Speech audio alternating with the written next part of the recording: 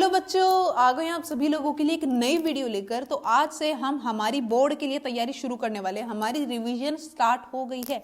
आज है आपका पहला दिन और आपकी रिवीजन जो है ना भाई वो रोज होने वाली है। ठीक है, रोज रोज जो है हम लोग रिवीजन करने वाले हैं और आपका टारगेट रहेगा बिल्कुल 80 में से 80 लाना और रिवीजन के थ्रू ये बिल्कुल पॉसिबल है। ठीक है, हम लोग क्या करने हैं, रिवाइज करेंगे और 80 में से 80 लेके आएंगे और एकदम बिल्कुल टॉप लेवल की आपकी तैयारी होगी। वो कैसे, पूछो कैसे भाई? इसमें जो है ना हम प्रीवियस ईयर क्वेश्चन तो करेंगे ही करेंगे, साथ में जो एक्सपेक्टेड क्वेश्चन है उनको भी लेंगे कि भाई सीबीएसई कैसे क्वेश्चन को पूछ सकता है।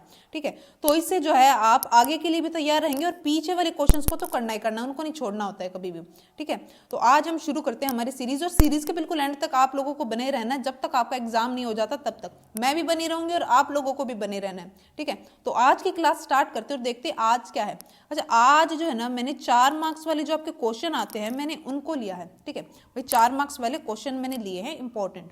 ठीक है, पहला क्वेश्चन आपका ट्रिग्नोमेट्री से, पहला क्वेश्चन ट्रिग्नोमेट्री से क्या बोलता है, cos B divided by sine A मेरा बराबर है एन के। ठीक है जी, अच्छा, और cos B divided by cos A बराबर है मेरा एम के। ठीक है, और हमें प्रूव करने के लिए बोला गया कि M square plus N square multiplied by cos square A बराबर है एन स्क्वायर के।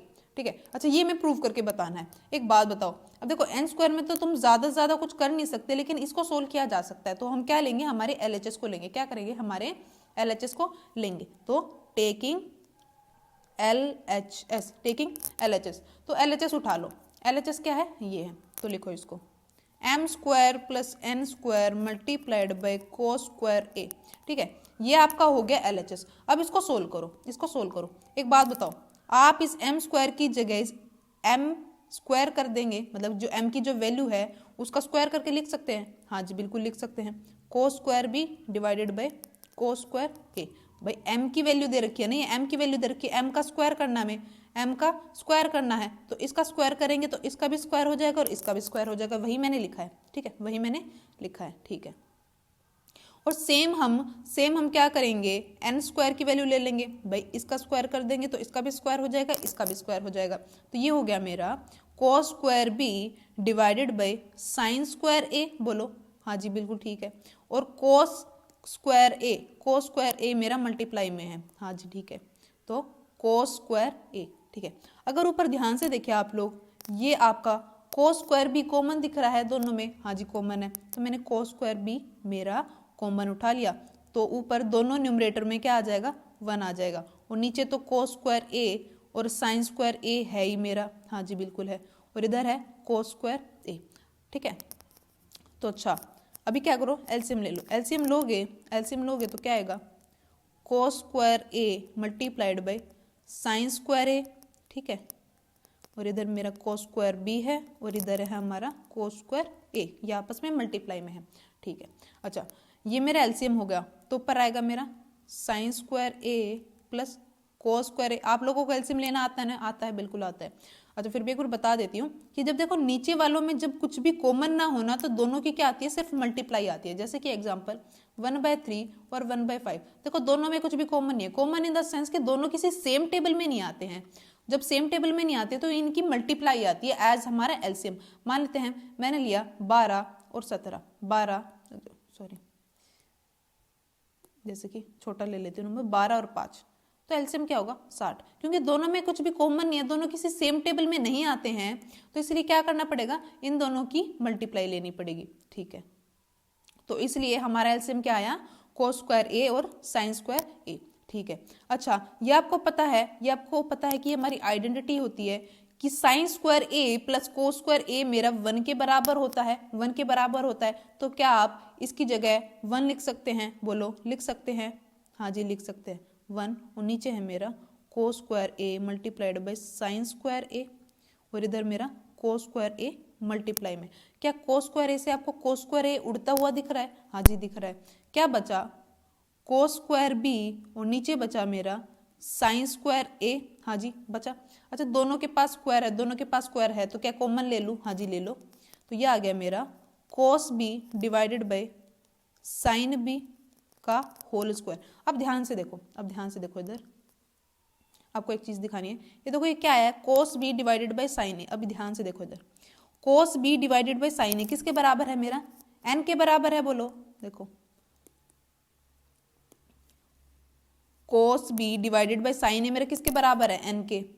तो मैं इस पूरे की जगह n लिख सकती हूँ और उसका स्क्वायर है तो स्क्वायर, ठीक है। यही तो आपको प्रूव करना था, देखो यही आपको प्रूव करना था कि हमारा ये वाला पोर्शन n स्क्वायर के बराबर आना चाहिए। तो हमारा n स्क्वायर के बराबर आ गया, तो हम बोल सकते हैं कि LHS बराबर RHS। बोल सकते हैं आप लोग, बोलो, बोल सकते हैं, हाँ जी बोल सकते हैं, बिल्कुल समझ में आ गया, समझ में आ गया ना, हाँ जी ठीक है। नेक्स्ट क्वेश्चन देखते हैं। नेक्स्ट क्वेश्चन हमारा क्या बोलता है, नेक्स्ट क्वेश्चन बोलता है from the top of 100 meter high, हम बिल्डिंग, हमारे पास एक बिल्डिंग है जिसकी हाइट है भाई 100 मीटर, ठीक है। The angle of depression of the top and the bottom of a tower, जब उस बिल्डिंग के टॉप से एंगल ऑफ डिप्रेशन बनता है कहाँ पर, एक टॉप पर और एक बॉटम पर टावर के। देखो अभी फिगर बनाते हैं साथ के साथ। मान लेते हैं ये है मेरी बिल्डिंग, ये है मेरी बिल्डिंग जिसकी हाइट है 100 मीटर, 100 मीटर पूरी, ठीक है, ठीक है। अब इसके भाई डिप्रेशन कहाँ से बनता है, एंगल ऑफ डिप्रेशन कहाँ से बनता है, किसी भी ऑब्जेक्ट के टॉप से, किसी भी ऑब्जेक्ट के टॉप से। तो बिल्डिंग के टॉप से एंगल ऑफ डिप्रेशन बना, एंगल ऑफ डिप्रेशन कहाँ बना, टॉप पे और बॉटम पे एक टावर के। इसका मतलब कहीं ना कहीं सामने टावर होगा, जब उसके एक बार टॉप पे और जब उसके एक बार बॉटम को देखा गया तो एंगल ऑफ डिप्रेशन बना, हाँ जी बिल्कुल बना, ठीक है। इसको वो कर दो, एक बार एक लाइन खींच दो, ठीक है, खींच सकते हैं, बिल्कुल पैरेलल लाइन हमने खींच दी है। अच्छा उसके बाद है कि देखो टॉप पे कौन सा एंगल बन रहा है, 45 का, मतलब इधर क्या बनेगा मेरा 45 डिग्री का, और बॉटम पे कौन सा बनेगा मेरा 60 डिग्री का, इधर बन गया मेरा 60 डिग्री का। एक्चुअल में क्या होता है कि एंगल बनता है यहाँ पे और यहाँ पे, लेकिन ये हमारा अल्टरनेट होने के कारण ये इधर पैरेलल लाइन हम सोच के चलते हैं, जिसके कारण ये वाला एंगल इस वाले के बराबर और ये वाला एंगल मेरा इस वाले के बराबर आ जाता है, ठीक है। तो इतना घबराने वाली बात नहीं है, एक बार रुको। तो एंगल ऑफ डिप्रेशन आप लोगों को बनाना है, किसी भी ऑब्जेक्ट के टॉप से मैंने एक टावर को देखा तो 45 का बना, और जब मैंने उसके बॉटम को देखा तो मेरा 60 डिग्री का एंगल बनता है, ठीक है। Find the height of the tower, तो ये हमारी हाइट है, इसको मैंने मान लिया मेरा h है, ठीक है। Height of the tower, also find ये क्वेश्चन करेंगे, ऑल्सो फाइंड, मैं देखती हूँ, ऑल्सो फाइंड द डिस्टेंस, मैं क्वेश्चन बोलती हूँ, also find the distance between the foot of building, the foot of building and the bottom of the tower। भाई हमें ये हाइट तो निकालनी ही निकालनी है, साथ के साथ आपको क्या करना है, डिस्टेंस निकालना है फुट ऑफ बिल्डिंग, बिल्डिंग के इस फुट से एंड बॉटम ऑफ टावर। तो बिल्डिंग के फुट से लेके मतलब कि हमें ये वाला डिस्टेंस भी निकाल के बताना है, ठीक है। तो आपको क्या निकालना है, ये निकालना है, और इसको मान लेते हैं, मैंने x मान लिया, ठीक है। आपको x निकालना है और आपको h निकालना है, ठीक है। ये आप लोग लिख लेना कि भाई height of tower h meter and distance between building, ये लिख लेना बिल्डिंग पूरा,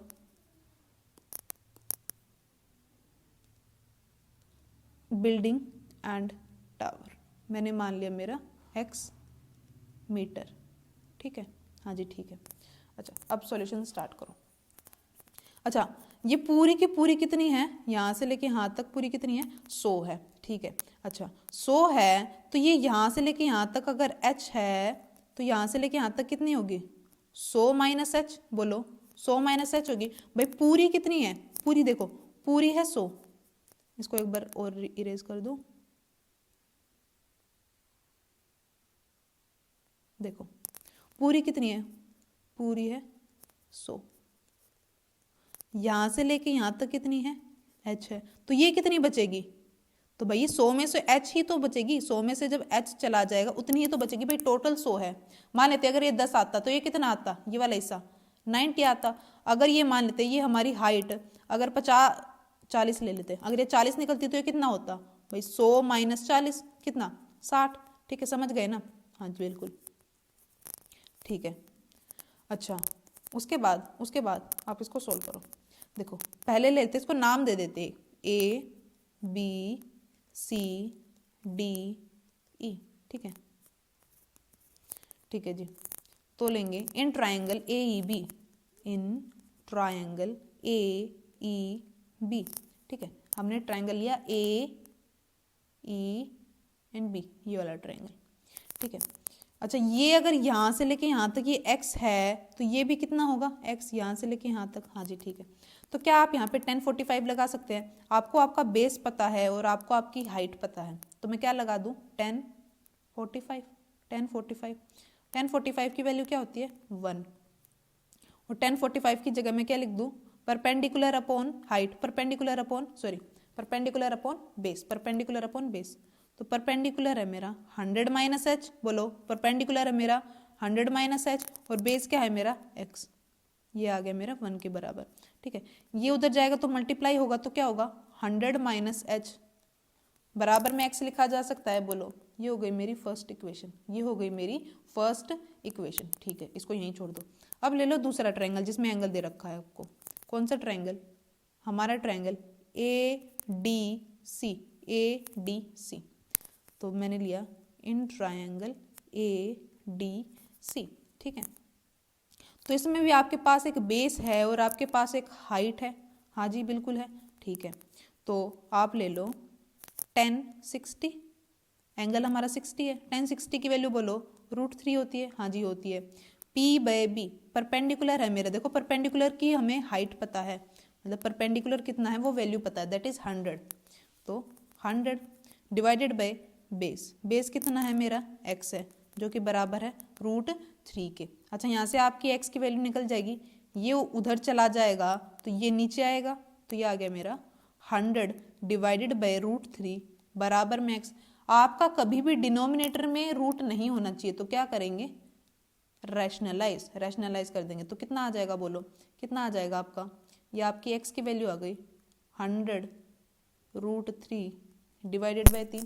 क्या आप इस x की वैल्यू पुट की जा सकती है इसमें, हाँ जी बिल्कुल करी जा सकती है, तो पुट कर दो। पुट अगर मैं करूँगी तो ये आ जाएगा मेरा, एक बार इसको लिख लो 100 माइनस एच बराबर में x, तो x की वैल्यू कितनी आ गई 100 √3 डिवाइडेड बाय 3, ये आ गया मेरा 100 माइनस एच, ठीक है। अच्छा, h को मैं इधर ही रहने दूँ, h को मैं मान लेते हैं मैंने इधर भेज दिया, ठीक है। तो क्या आ जाएगा, इधर तो बन गया मेरा h और इधर आ गया मेरा 100, और ये 100 माइनस 100 √3 बाय 3, ठीक है। अच्छा, अब क्या कर सकते हैं आप लोग, क्या कर सकते हैं 100 कॉमन लिया जा सकता है, हाँ जी बिल्कुल लिया जा सकता है। तो इधर क्या बचेगा 1 और इधर क्या बचेगा √3 बाय 3, ठीक है। इसको सोल्व करेंगे, इसको सोल्व करेंगे तो ये आ जाएगा आपका 3 माइनस √3 डिवाइडेड बाय 3, जो कि हो गई आपकी हाइट, जो कि हो गई आपकी हाइट ऑफ टावर, क्योंकि इससे ज़्यादा इसको सोल्व नहीं किया जा सकता है, नहीं किया जा सकता है। समझ में आया आप लोगों को, समझ में आया, हाँ जी आ गया। तो बच्चों फिर आप लोगों की आ गई है height, height of tower, height of tower कितना है 10 multiplied by 3 minus √3 divided by 3। अच्छा, और ये हमारी x की वैल्यू आई थी, मतलब कि ये था हमारा डिस्टेंस, क्या था हमारा ये distance, distance between building and our tower, ठीक है, हाँ जी बिल्कुल ठीक है। नेक्स्ट क्वेश्चन देखते हैं। नेक्स्ट क्वेश्चन हमारा एपी से है, अरिथमेटिक प्रोग्रेशन। क्या बोला गया, फाइंड द सम, सम निकालना है 25 टर्म्स का, मतलब कि हमें S25 निकाल के बताना है। ये बात क्लियर है, हाँ जी क्लियर है। इन विच थर्ड टर्म इज 7, जिसमें हमारी थर्ड टर्म 7 है, मतलब कि हमें A3 गिवन है जो कि मेरा 7 है, ठीक है। Seventh term is, seventh term A7 की बात करिएगा, ध्यान देना।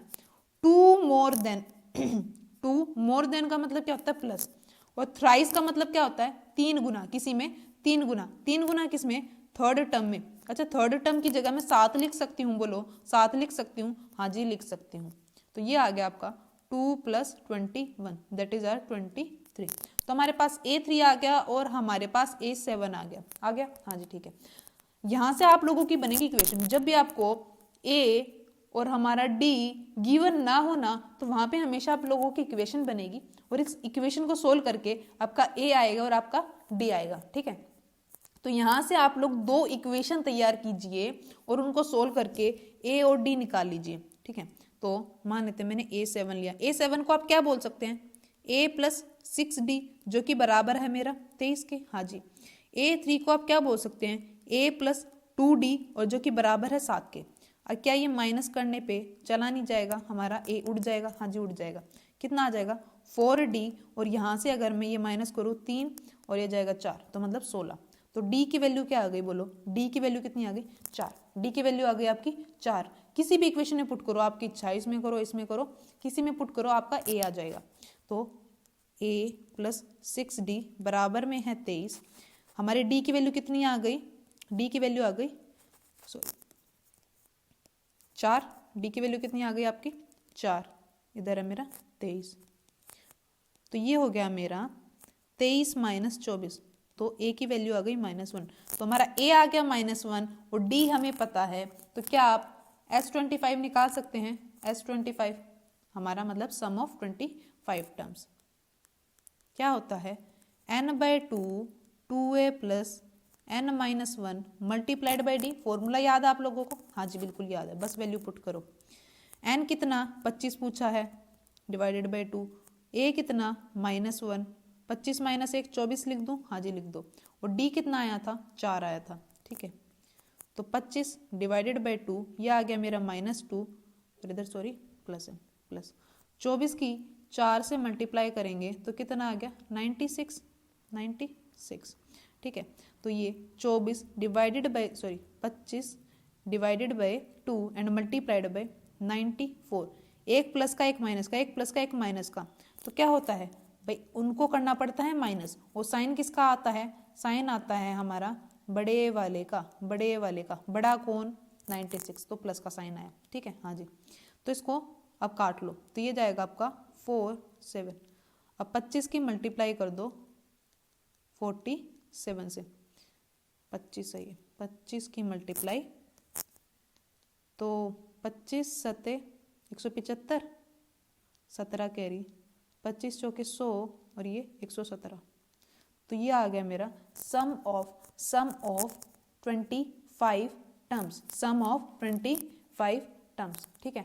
समझ में आया, समझ में आया आप लोगों को ये क्वेश्चन, बोलो समझ में आया, हाँ जी आ गया, ठीक है। नेक्स्ट क्वेश्चन की तरफ बढ़ते हैं। क्वेश्चन क्या है, 2 men on either side of a cliff 100 meter high observe the angle of elevation of the top of a cliff to be 30 degree 60 degree, find the distance between the two men। अब ये बोला गया है कि हमारे पास एक Cliff है, ठीक है, हमारे पास एक क्लिफ है जिसकी हाइट है 100 मीटर। क्लिफ की हाइट बोलो 100 मीटर। क्लिफ समझ में नहीं आ रहा, सिंपल बोलो एक टावर किस्म का ऑब्जेक्ट है, ठीक है। तो 100 मीटर का हमारे पास एक क्लिफ है, ठीक है। द एंगल ऑफ दी, अब ये बोला गया है 2 men either side 100 meter high observe the angle of elevation on the top of the, 2 man है आइदर साइड, मतलब कि एक एक तरफ खड़े हैं, मान लेते एक इधर खड़ा है तो एक इधर खड़ा है। जब वो उसके टॉप को देखते हैं तो एंगल ऑफ एलिवेशन बनता है। भाई यहाँ से एक पर्सन देख रहा है इसके टॉप को, यहाँ से एक पर्सन ने इसके टॉप को देखा, ठीक है, तो यहाँ पे कुछ एंगल ऑफ एलिवेशन बना, ठीक है, यहाँ पे हमारा एंगल ऑफ एलिवेशन बनेगा। फिर यहाँ पे एक पर्सन खड़ा है, उसने इसको देखा तो कुछ एंगल ऑफ एलिवेशन बना, हाँ जी बना। पहले ने देखा तो 30 डिग्री बन गया, दूसरे ने देखा 60 डिग्री बन गया। तो हमसे बोला गया है कि डिस्टेंस बताओ दोनों ही पर्सन के बीच में, तो मतलब ये पूरा बताना है, ये पूरा, ठीक है। इसको नाम दे दो A B C और ये मेरा D, ठीक है। आपको क्या करना है, सिंपल ये डिस्टेंस बताना है, डिस्टेंस मतलब कि हमें BD निकाल के बताना है, ठीक है, BD निकाल के बताना है, ठीक है। मान लेते हैं मैंने इसको मेरा मान लिया y, CD है मेरा y, और मैंने मान लिया मेरे BC को x। अब आपके पास दो ट्रायंगल बनते हैं, that is ACD and ABC। दोनों ही ट्रायंगल को उठाओ और इनके रिस्पेक्टिव एंगल्स लगा के वैल्यूज निकालो जो जो निकल रहा है, ठीक है। देखो मैंने लिया इधर इन ट्रायंगल ABC, ठीक है, इधर ABC सोल्व करेंगे और इधर सोल्व कर लेंगे इन ट्रायंगल ACD, ठीक है, बिल्कुल। तो देखो हमारे पास हमारा बेस है दैट इज x और हमारे पास हमारी हाइट है दैट इज 100। तो मैं क्या लगा दूं, बेस और परपेंडिकुलर किस में आता है, हमारा 10 में आता है, तो लगाओ 10 30 डिग्री, tan 30 डिग्री क्या होगा, AC डिवाइडेड बाय BC, है ना। और जो कि tan 30 की वैल्यू होती है हमारी 1/√3, 1/√3 कर सकते हैं आप लोग, हाँ जी कर सकते हैं। AC की वैल्यू कितनी है बोलो, 100 है, एंड BC की वैल्यू कितनी है, x, जो कि बराबर है मेरा 1/√3 के। क्या आप लोग x की वैल्यू बोल सकते हैं 100√3 मीटर, 100√3 मीटर, लेकिन हमसे तो जी x नहीं पूछा गया था, हमसे नहीं पूछा गया था। ठीक है, कोई नहीं, छोड़ तो दो यहीं पे, हाँ जी छोड़ सकते हैं। क्या आप ट्राइंगल ACD को उठा के इसको सोल्व कर सकते हैं, बोलो क्या आप इसको सोल्व कर सकते हैं, हाँ जी बिल्कुल कर सकते हैं।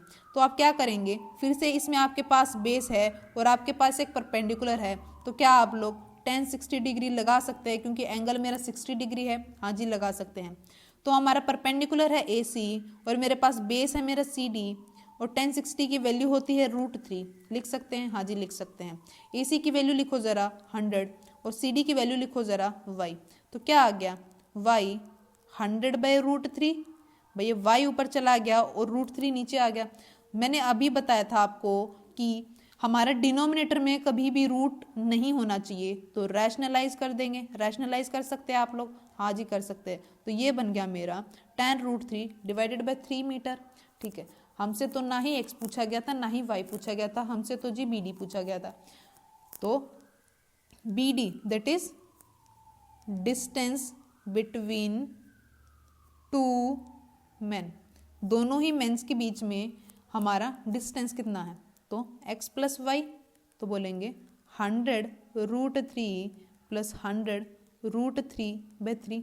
ठीक है, आपको इसको ऐसे छोड़ना चाहे ऐसे छोड़ देना, अदरवाइज इसमें से 100√3 कॉमन ले लेना, 100√3 कॉमन ले लेना, इधर बचेगा 1 प्लस 1/3, 1 प्लस इधर से सारा कॉमन आ गया तो 1 और इधर 1/3, हाँ जी ठीक है।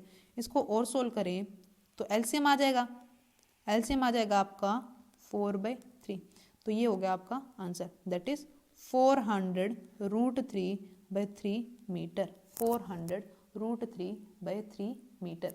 और आपको इसमें बोला गया था कि √3 की वैल्यू 1.732 यूज करो। ठीक है, तो जब आप इसको सोल्व करेंगे तो 400 1.73 and 2 and divided by 3, point हटाएंगे तो नीचे 1000 आएगा। ठीक है, इसको आप लोग सोल्व कर लेना ये जाएगा मेरा 2 पे, ये जाएगा 5 पे। इस पूरे को सोल्व करने के बाद आप लोगों का 230.8 मीटर आ जाएगा। ये होगी आप लोगों का distance between the two man. ठीक है, आपको √3 की वैल्यू दे रखी होगी तो पुट करनी पड़ेगी, नहीं दे रखी तो ये मेरा फाइनल आंसर होगा, ये मेरा फाइनल आंसर होगा। ठीक है, समझ में आया आप लोगों को। भाई मल्टीप्लाई डिवाइड करना तो आप लोगों को आता ही होगा ना, भाई 10वीं में हो गया, आता ही है, बिल्कुल आता है। ठीक है, अब क्वेश्चन है आप लोगों को प्रोबेबिलिटी से, प्रोबेबिलिटी से। ठीक है, क्वेश्चन क्या है, क्वेश्चन पढ़ते हैं। अ box contains 100 red cards, 200 yellow cards, 50 blue cards. आपके पास एक बॉक्स है जिसमें 100 आपके लाल कार्ड्स है, 200 पीले हैं और 50 मेरे ब्लू कार्ड्स है। ठीक है, if a card is drawn at random from the box then find the probability that it will B.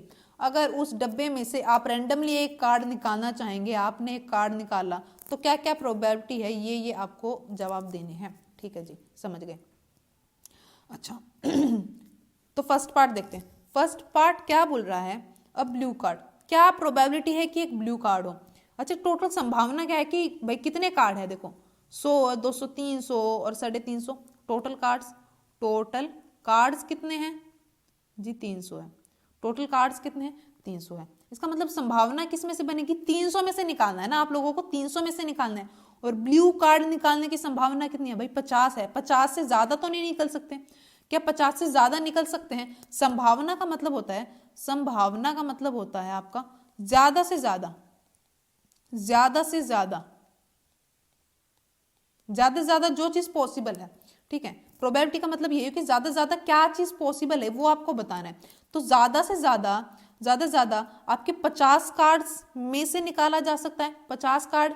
ठीक है, आपके 50 कार्ड्स में से ये आ सकता है। ठीक है, तो पहला card probability of blue card. ठीक है, ये आप लोगों को पूरा लिख लेना है, प्रोबेबिलिटी ऑफ ब्लू कार्ड। तो 50 निकाले जा सकते हैं, किस में से, 350 में से, इधर सॉरी 350 है। ठीक है, तो बस इसकी काटा पीटी की तो ये आ गया मेरा 1/7, 1/7।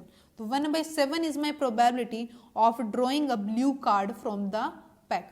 ठीक है, समझ में आया आप लोगों को? समझ में भाई, जितने वो टोटल है ना, जितने टोटल है ब्लू कार्ड, तो ऊपर लिखा, और नीचे जो सारे ही मिला के, सभी को मिला के जो एक डब्बे में रख दिया गया, वो सारे नीचे आएंगे, वो सारे नीचे आएंगे। क्या आप लोग समझ गए? क्या आप लोग समझ गए? हाँ जी समझ गए। ठीक है, क्या मैं सेकंड पार्ट लूँ? हाँ जी लो। Not a yellow card, yellow card नहीं होना चाहिए, और कोई भी कार्ड चलेगा दुनिया का। दुनिया का क्यों देखेंगे जी? भाई जो कार्ड हमारे पास डब्बे में अवेलेबल है वही तो लेंगे। तो हमारे पास रेड कार्ड बचता है और ब्लू कार्ड बचता है, येलो नहीं देखना है। तो probability of not a yellow card, not a yellow card, तो क्या होगा कि जी ये तो पक्का है कि 350 में से निकलेंगे, तो ये 350 तो अपनी जगह पे बैठ गया कि मैं नहीं हिलने वाला हूं। ऊपर क्या आएगा? 200 नहीं आएगा, 100 आएगा और 50 आएगा, इसका मतलब 150 आएगा। बोलो 150 आएगा। भाई हमारे पास टोटल 300 थे, हमें येलो नहीं चाहिए, येलो नहीं चाहिए तो बाकी तो अवेलेबल है हमारे पास, मतलब कि 150 तो अवेलेबल है, तो 150 को लिख दो। तो ये कटा मेरा 3 पे और ये गया मेरा 7 पे, तो ये आ गया मेरा 3/7। 3/7 इज माई आंसर। समझ में आया? बोलो समझ में आया? हाँ जी आ गया। क्या हम थर्ड पार्ट ले? हाँ जी लो। थर्ड पार्ट क्या बोलता है? नाइदर येलो नॉर अ ब्लू कार्ड, कि ना ही येलो हो और ना ही ब्लू कार्ड हो। जी दोनों से ही नफरत है, दोनों से ही नफरत है। देखो, ना ही आपका ब्लू कार्ड हो और ना ही आपका येलो कार्ड हो, तो कौन सा कार्ड चल सकता है? रेड कार्ड चल सकता है। इसका मतलब probability neither a yellow nor अ कौन सा? ब्लू।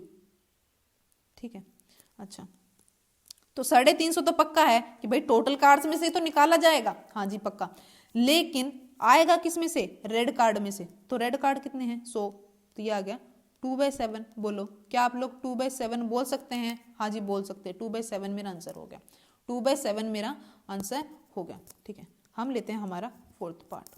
फोर्थ पार्ट क्या बोलता है? फोर्थ पार्ट बोलता है रेड और येलो कार्ड, या तो रेड आए, या तो रेड आए या फिर येलो आए, या तो रेड आए या फिर येलो आए। इसका मतलब इन दोनों को लेना है, इन दोनों को लेना है। बोलो या तो हमारा रेड आए या फिर हमारा येलो आए। तो देखो रेड कितने हैं? 100, और येलो कितना है? 200। तो इसका मतलब 300 होंगे, 300 होंगे। तो इधर लिख लो एक बार, प्रोबेबिलिटी रेड और येलो कार्ड। बताओ क्या प्रोबेबिलिटी होगी? ऊपर 300 और नीचे मेरा 350, कि ब्लू नहीं आएगा और बाकी रेड आएगा, येलो आएगा। तो रेड थे मेरे 100 और येलो थे 200, तो 300 में से आएंगे, 300 में से। और टोटल है कितने जी? टोटल है 350। तो ये आपका काट पीट के आ गया 6, 7। 6/7 is my answer, 6/7 is my answer. बोलो आपको ये प्रोबेबिलिटी का क्वेश्चन समझ में आया? बोलो समझ में आया? हाँ जी बिल्कुल आ गया है। आगे बढ़ो आप। ठीक है, आगे देखते हैं। आगे है आपका नेक्स्ट क्वेश्चन, ये भी आपका प्रोबेबिलिटी से है। अच्छा, ये बोला गया है a pair of dice is thrown once. हमारे पास एक पेयर है, पेयर का मतलब जोड़ा होता है, मतलब कि हमारे पास 2 डाइस हैं, हमारे पास 2 डाइस हैं और उनको एक बारी फेंका जाता है। Thrown once, find the probability of getting the same number. अच्छा देखो, यहाँ पे आप लोग एक टेबल तैयार करो, एक बार टेबल तैयार करो। ठीक है, 1 2 3 4 5 6, 1 2 3 4 5 6, ये हमारे एक डाइस के नंबर, ये हमारे दूसरे डाइस के नंबर। तो क्या क्या प्रोबेबिलिटी है कि एक आ जाए, है ना? दोनों को साथ में, मेरे पास 2 डाइस हैं, दोनों को साथ में फेंकेंगे, क्या पता दोनों में एक आए, क्या पता एक में 1 आए दूसरे में 2 आ जाए, क्या पहले में 1 आ जाए दूसरे पे 3 आ जाए, एक पे 4, एक पे 1 आ जाए, एक पे 5, एक पे 6 आ जाए, एक पे 6 और एक पे 1 आ जाए। प्रोबेबिलिटी है? हाँ जी बिल्कुल है, कि एक पे मेरा 1 आ जाए और दूसरे वाले डाइस पे मेरा 1 आ जाए। क्या पता मेरे पहले वाले डाइस पे 1 ही आए और दूसरे वाले डाइस पे मेरा 2 नंबर आ जाए। हो सकती है प्रोबेबिलिटी? हाँ जी बिल्कुल हो सकती है। आप लोग आगे लिखें तो मैं बोल दूं 2 1, आप लोग लिख सकते हैं ना? ये लिख सकते हैं? बोलो हाँ जी लिख सकते हैं। तो ये आ गया मेरा 2 5 2 6।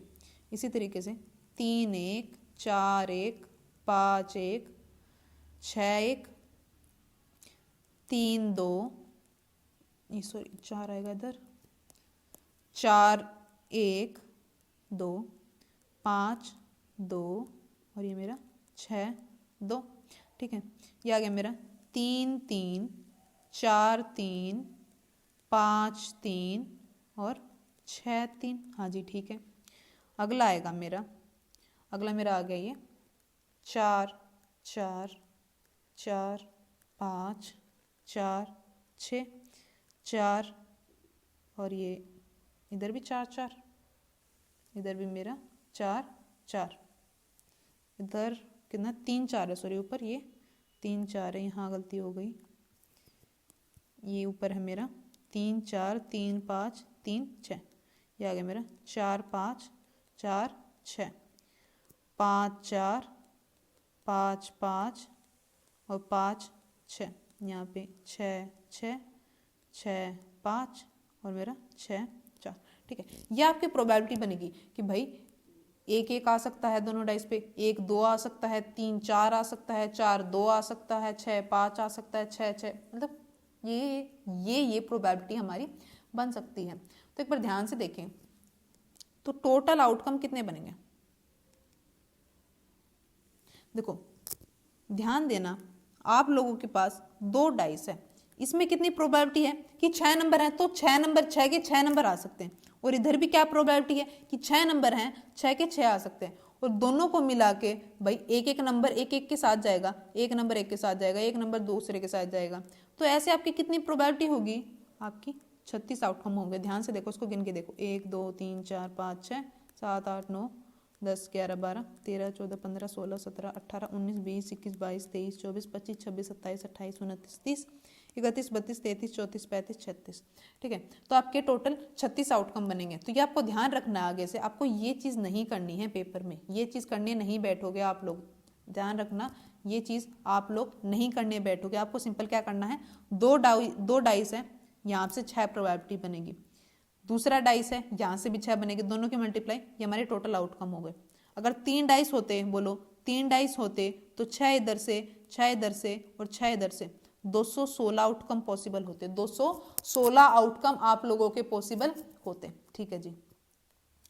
अब आपको क्या करना है, इसको इरेज कर दो, जरूरत नहीं है, जरूरत नहीं है ना, नहीं है, नहीं तो एक काम करते हैं रख लेते हैं, ठीक है रख लेते हैं। फर्स्ट क्वेश्चन देखो, फर्स्ट क्वेश्चन क्या बोलता है, फर्स्ट क्वेश्चन क्या बोलता है, फर्स्ट क्वेश्चन आपका बोल रहा है कि जी पहला देखो, the same number on both, कि सभी के अंदर सेम नंबर है, कि भाई 2 डाइस है, क्या पता इस पे भी एक, इस पे भी एक, इस पे भी 2, इस पे भी 2, इस पे भी 3, इस पे भी 3, तो कैसा पॉसिबल है, 6 ही बार पॉसिबल है ना, 6 ही बार पॉसिबल है भाई, 6 नंबर्स हैं तो 6 से ज्यादा बार तो पॉसिबल नहीं होंगे, तो इसको मैंने मान लिया ए, तो क्या मैं बोल सकती हूँ 6 पॉसिबल है, और टोटल आउटकम कितने हैं, टोटल आउटकम कितने हैं 36, तो कितना आ गया मेरा 1/6 मेरा आंसर आ गया, 1/6 मेरा आंसर आ गया, कि भाई 6 बार ही पॉसिबल है। ध्यान से देखो, देखो ये 1 1 दिखाया, 2 2 दिखाया, इधर 3 3 आ जाए, इधर 4 4 आ जाए, इधर मेरा 5 5 आ जाए, और इधर मेरा 6 और 6 आ जाए। ध्यान से देखो 1 2 3 4 5 6 ही बार तो पॉसिबल है, क्या 6 से ज्यादा हो पाएगा, बोलो 6 से ज्यादा बार पॉसिबल है,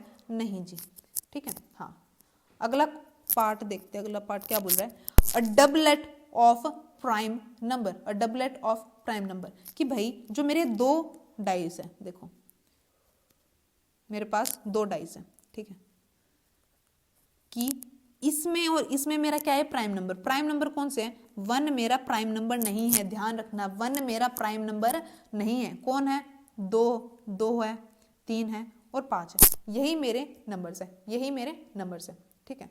अब ध्यान देना कि आप लोगों के 3 ही ऐसे नंबर हैं, तो इसका मतलब इसका नंबर क्या प्रोबेबिलिटी बन सकती है, 3 ही बन सकती है, जब आपके